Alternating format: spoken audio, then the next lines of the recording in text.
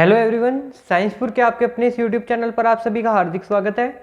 मेरा नाम आशुतोष है और आज की इस वीडियो के अंदर हम जिस टॉपिक के ऊपर बात करने वाले हैं वो क्लास 9th का हमारा जो चैप्टर है atom and molecules. Atom and molecules के ऊपर हमारी एक प्रीवियस वीडियो आ चुकी है जिसके अंदर हमने बात की थी लॉ ऑफ केमिकल कॉम्बिनेशंस की। लॉ ऑफ केमिकल कॉम्बिनेशन के अंदर हमने दो टाइप्स के लॉ पढ़े थे। पहला पढ़ा था हमने लॉ ऑफ डेफिनेट प्रोपोर्शन और दूसरा पढ़ा था हमने कौन सा था हमारा दूसरा law of conservation of mass. तो दोनों लॉज को मैंने एक्सप्लेन कर दिया था हमारी प्रीवियस वीडियोस के अंदर। आज की इस वीडियो के अंदर मैं बात करने वाला हूं डाल्टन्स एटॉमिक थ्योरी। डाल्टन ने जो एटॉम की थ्योरी दी थी वो क्या थी और उनके अकॉर्डिंग क्या क्या बात निकली उसको हम थोड़ा सा समझने की ट्राई करते हैं। इसके अंदर इनके पोस्टुलेट्स भी बात करेंगे और इनकी लिमिटेशंस भी इसी वीडियो के अंदर हम डिस्कस करेंगे, इसीलिए वीडियो के एंड तक जरूर बने रहें। तो यहां देखिए, अब डाल्टन ने अपनी एक थ्योरी दी। तो डाल्टन की थ्योरी के अंदर क्या था, ही डाल्टन एटॉमिक थ्योरी, नाम क्या रख दिया इन्होंने, Dalton's atomic theory. Dalton's theory he put forward the nature of matter. किसी भी मैटर का इन्होंने क्या पुट किया, यहां पर नेचर पुट किया। तो इन्होंने जो अपनी थ्योरी का बेस बनाया था वो तीन चीजों का था। क्या, डिविजिबिलिटी, कितने पार्ट्स के अंदर डिवाइड किया जा सकता है एटम्स, और लॉ ऑफ केमिकल कॉम्बिनेशन, जिसके अंदर से हम लॉ ऑफ केमिकल कॉम्बिनेशन पिछली वीडियो के अंदर हम बात कर चुके हैं। आज की इस वीडियो के अंदर हम बात करने वाले atom. What is the meaning of atom? This is a very simple question. What is the meaning of atom? हम डेली लाइफ के अंदर बात करें एटम, जब देखिए डाल्टन ने बात की थी एटम के बारे में, तो एटम के बारे में इन्होंने बहुत सिंपल सी बात कह दी। इनका कहना था कि जो एटम है वो सबसे स्मॉलेस्ट पार्टिकल है किसी भी एलिमेंट का जिसको इससे आगे फर्दर डिवाइड नहीं किया जा सकता। According to Dalton,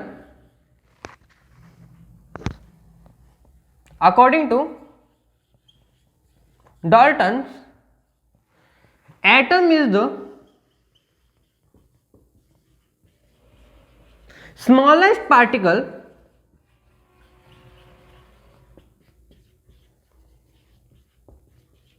of an element. It cannot be further divided into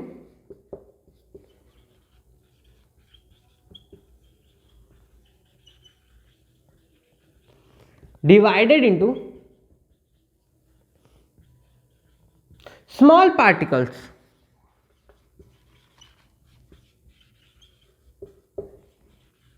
It cannot be further divided into small particles. तो इन्होंने जो बात कही थी वो आज के टाइम पे एटम की डेफिनेशन मेरे अकॉर्डिंग वैलिड नहीं है। आगे आपके जो टीचर्स इंप्लीमेंट करें वो उनके ऊपर है। ये डेफिनेशन आज के टाइम पे गलत है।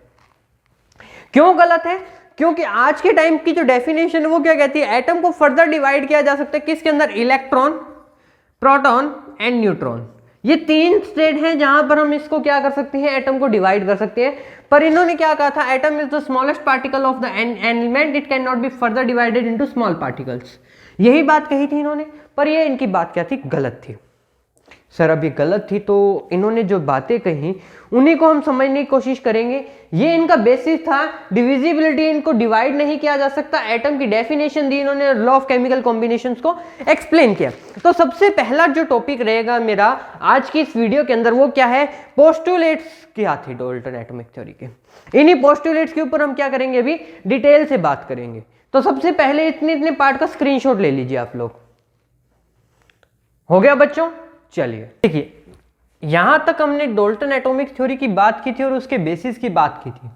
अब जो हम बात करने वाले हैं डाल्टन्स के पोस्टुलेट्स की। सर ये पोस्टुलेट्स का मतलब क्या होता है? सर हमें समझ नहीं आता थोड़ा थोड़ा, तो आप सर थोड़ा सा बताओ। ये बताने के लिए बेटा हमने ये वीडियो बनाई है।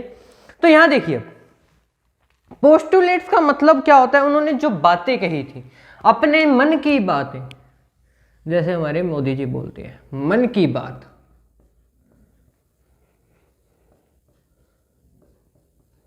किससे रिलेटेड? एटम से रिलेटेड जो उनके मन की बात थी उन्होंने यहां पर एक्सप्लेन की थी। वो मन की बात क्या थी इनकी, देखिएगा, all matters are made up of very tiny small particles called atom which participate in a chemical reaction. इन्होंने कहा जो ऑल मैटर, जो भी चीज बन रही है वो किससे मिलकर बनी हुई है, very tiny and small particles, बहुत छोटे छोटे पार्टिकल्स से मिलकर बनी हुई है। Particles called atom which participate in a chemical reaction, जो क्या है केमिकल रिएक्शन में पार्टिसिपेट करते हैं। यहां पर मैं एग्जांपल लिख रहा हूं इसका, जैसे हम बात कर रहे हैं H2 प्लस Cl2, क्या बनाते हैं बच्चों, HCl। यहां पर जब रिएक्शन होती है तो यहां से एक हाइड्रोजन और एक क्या है क्लोरीन मिल जाता है, तब क्या बनता है हमारा HCl बनता है। मतलब एक पार्टिकल हाइड्रोजन का और एक पार्टिकल क्लोरीन का जब रिएक्शन में पार्टिसिपेट करते हैं तो क्या बना देते हैं, HCl बना देते हैं। ठीक है सर, आपकी बात उस टाइम पे सही थी, पर आज के टाइम पे ये क्या है, गलत है। एटम सबसे स्मॉलेस्ट पार्टिकल नहीं रहा। पहला पोस्टुलेट ही इनकी गलत होगी, पहली मन की बात ही हमने कह दिया। सर आप गलत कह रहे हो, हम क्यों सुने आपको, पर सुनना पड़ेगा बच्चों। क्यों सुनना पड़ेगा, अगर हिस्ट्री नहीं पता तो फ्यूचर नहीं पता हमें। देखिए, atoms are individual particle which can not be created और destroyed in a chemical reaction. Atoms क्या है, इंडिविजुअल पार्टिकल्स हैं, हम इनको तोड़ नहीं सकते, ना ही बना सकते हैं किसी भी केमिकल रिएक्शन के अंदर। यहां ना हमने तोड़ा है ना बनाया है, पर एक एक एटम्स को दो की जगह एक एटम लेकर हमने रिएक्शन करा दी है। पर क्या है, आज के टाइम पे एटम्स क्या है, इंडिविजुअल पार्टिकल्स नहीं रहे। दूसरा पोस्टुलेट भी गलत हो गया, इनकी दूसरी मन की बात भी गलत होगी। भाई साहब आपने सारी बातें गलत की थी, पर उस टाइम के अकॉर्डिंग इन्होंने बहुत सारी बातें अपनी सही कही थी, बहुत अच्छे साइंटिस्ट थे, तो इन्होंने ही पहले जो चीज़ थी इस चीज़ को आगे रखा, तो इनको हम गलत नहीं कह सकते। थर्ड बात करते हैं, atoms of different elements are identical in respect, example size, मतलब आइडेंटिकल इन साइज। किसके अंदर, मतलब पहचाना जा सकता है। Atom of different elements are identical in all respects, किसी भी तरह से हम पहचान सकते हैं उसकी साइज के अकॉर्डिंग, शेप के अकॉर्डिंग, मास के अकॉर्डिंग, और प्रॉपर्टीज, क्या क्या प्रॉपर्टीज रखी हुई है। जैसे सोडियम की बात करें तो सोडियम को हम पहचान सकते हैं उसकी बर्निंग पावर के अकॉर्डिंग, ये सोडियम है। साइज की बात करें, हम साइज हाइड्रोजन का लेकर चलते हैं। मास की बात करें, अलग अलग एलिमेंट का मास लेकर हम भी पहचान सकते हैं। पर यह भी क्या हुआ, in the case atomic theory थी वो इनकी गलत थी, तो पोस्टुलेट ये भी गलत हुआ।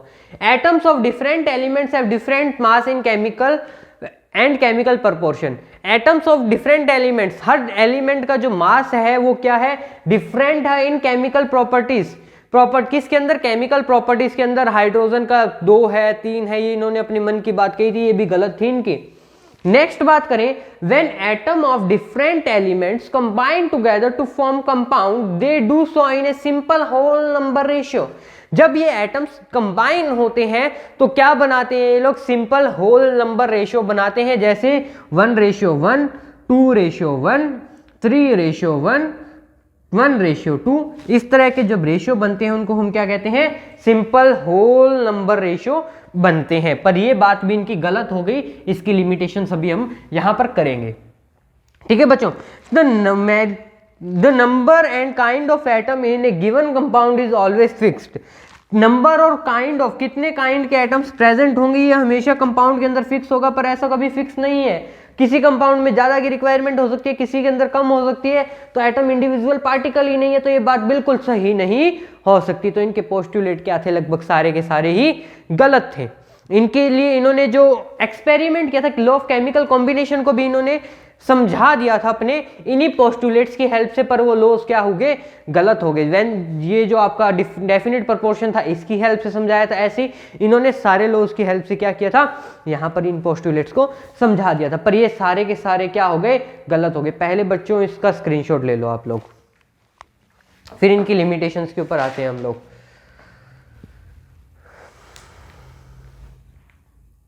ले लिया बच्चों स्क्रीनशॉट, तो चलिए इसकी लिमिटेशंस करें अब।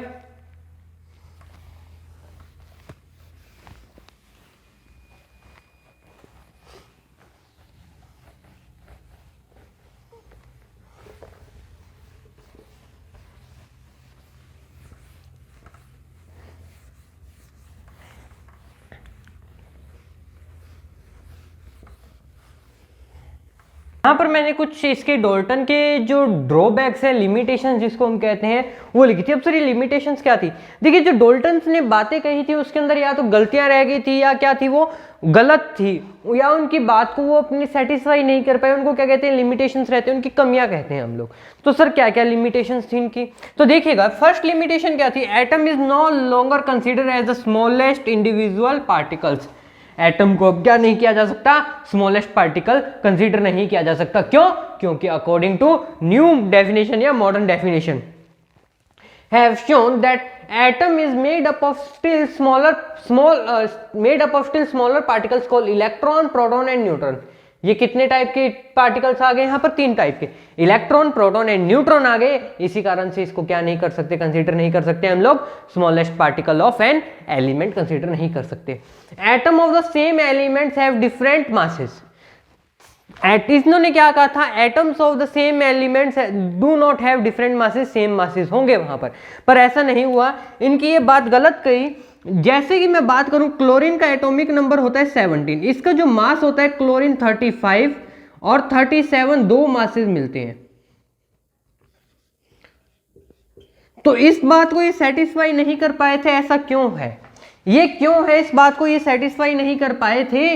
इसीलिए इनकी एक टर्म आई थी जिसको हम क्या कहते हैं हम लोग यहाँ पर, क्या? आइसोटोप्स। आइसोटोप्स की डेफिनेशन लिख लें थोड़ी सी हम, और एक एग्जांपल भी लिख लेंगे। Isotopes are those type of compound, those type of elements, isotopes, those type of elements whose atomic number is same, atomic number is same, but atomic mass is different.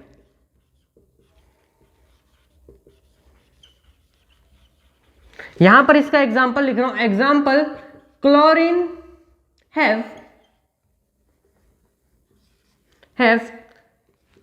atomic number 17, but they have 2 type of atomic mass, 35 and chlorine 37। या you लिख लीजिए, ठीक है। क्या है? 2 type के आपको क्या मिल गए यहाँ पर? एटॉमिक मासेस मिल गए हैं। यहाँ पर 35 भी होता है क्लोरीन का, 37 भी होता है, पर जो कंसीडर होता है वो क्या होता है? इन दोनों का रिलेटिव होता है, 35.5 होता है। वो भी फाइंड करना मैं आपको बताऊंगा, ठीक है बच्चों। नेक्स्ट बात किया गई थी, atom of a different elements may have same masses.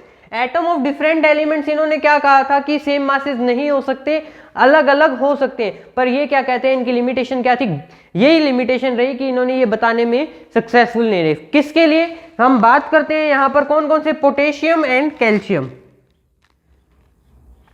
देखिए, पोटेशियम एंड कैल्शियम की बात करूं मैं, पोटेशियम और कैल्शियम का जो एटॉमिक नंबर है वो क्या है? डिफरेंट है। एटॉमिक नंबर दोनों का क्या है? डिफरेंट है, पर दोनों का एटॉमिक मास क्या है? 40 ही है।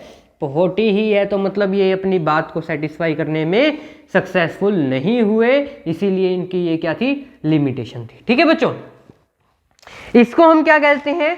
आइसोबार्स कहते हैं। Such atoms of different elements which have same masses are known as isobars. Definition लिख लीजिएगा, such elements who have different atomic number but same atomic mass are known as isobars. Fourth postulate क्या था, sorry drawback क्या था इनका? The substance made up of the same kind of atoms may have different properties.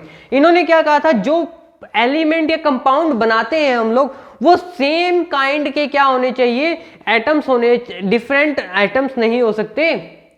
तो sorry, different atom होते हैं, पर यहां पर क्या मे भी सेम भी हो सकते हैं और नहीं भी हो सकते। लास्ट एंड फाइनल जो इनका प्रोपोर्शन था, जिसके कारण इन्होंने क्या दिया था? लॉ ऑफ डेफिनेट प्रोपोर्शन दिया था। इन्होंने कहा था सिंपल होल नंबर रेशियो होना चाहिए। The ratio in which the different atoms combine to form a compound may be fixed and integral but may not be simple. क्या कहा था? The ratio in which the different atoms combine to form compound may be fixed and integral but may not be simple। इसका मतलब क्या हुआ? जो हम पीछे बात कर रहे थे 1:1, 1:2, 1:3, इस तरह का रेशियो जो आना चाहिए इनके अकॉर्डिंग, डाल्टन के अकॉर्डिंग, वो नहीं आता। रेशियो क्या मिलता है हमें?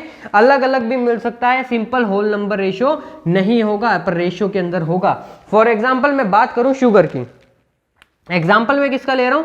शुगर का फॉर्मूला क्या था? C12H22O11, C12H22O11। ठीक है, अब यहां पर क्या है, कार्बन का कितना है? 12:22:11। ये सिंपल होल नंबर रेशियो है क्या? नहीं है। तो क्या था? The ratio in which the different atoms combine to form a compound में be fixed and integral but may not be simple. Simple नहीं हो सकता, हर केस में अलग भी हो सकता है, होल नंबर रेशियो के अंदर भी आएगा और फिक्स्ड भी आएगा।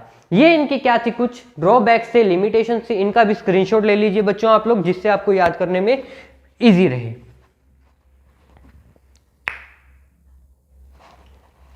हो गया बच्चों? चलिए आज की इस वीडियो को यहीं पे अब खत्म करते हैं। नेक्स्ट वीडियो के अंदर हम बात करेंगे सिंपल रिप्रेजेंटेशन बाय डाल्टन। और सिंपल रिप्रेजेंटेशन थी जो डाल्टन ने की थी, उसके अंदर क्या कमी रह गई थी जिसके कारण हमें मॉडर्न की जरूरत पड़ी थी और किसने की थी, ये सभी नेक्स्ट वीडियो के अंदर बात करेंगे। अगर वीडियो अच्छी लगी तो लाइक जरूर कीजिएगा, चैनल को लाइक शेयर एंड सब्सक्राइब करना मत भूलिएगा। लाइक शेयर करने से होगा क्या? जितने ज्यादा आप लाइक एंड शेयर करेंगे उतने ज्यादा लोगों तक हमारी ये वीडियो पहुंचेगी, जिससे हमारा जो एम है हमारे इंडिया को कोचिंग फ्री इंडिया बनाने का वो पूरा हो पाएगा और देश के हर बच्चे तक एजुकेशन पहुंच पाएगी।